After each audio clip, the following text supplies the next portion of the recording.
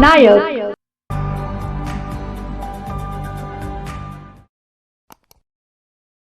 City survey विभागातील भूमापन अधिकारी भास्कर वाघमोडे आणि कुसुंब विभागाचे पर्यवेक्षण भूमापक हर्षल खुंडे यांना 10,000ची लाच स्वीकारताना लाचलुचपत प्रतिबंधक विभागाने गुरुवार दुपारी रंगेहात पकडले.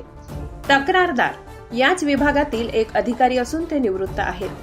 त्यांनी वकिलीचा व्यवसाय सुरू केला होता. धुळे तालुक्यातील कुसुंबा शिवारात जमिनीसंदर्भात काम असल्याने त्यांनी सिटी सर्व्हे विभागाशी संपर्क साधला होता. काम करून देण्यासाठी 20,000 रुपयांची मागणी वाघमोडे आणि खोंडे यांनी केली होती. पैसे देण्याची इच्छा नसल्यामुळे तक्रारदाराने लाचलुचपत प्रतिबंधक विभागाकडे तक्रार केली होती.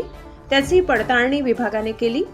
मागणीपैकी 10,000 रुपयाची लाच स्वीकारताना वाघमोडे आणि खोंडे यांना लाचलुचपत प्रतिबंधक विभागाचे डीवायएसपी सचिन साळुंखे आणि पोलीस निरीक्षक पंकज शिंदे आणि पथकाने रंगेहात पकडले. पुढील कारवाई सुरू आहे. बाबा नायक.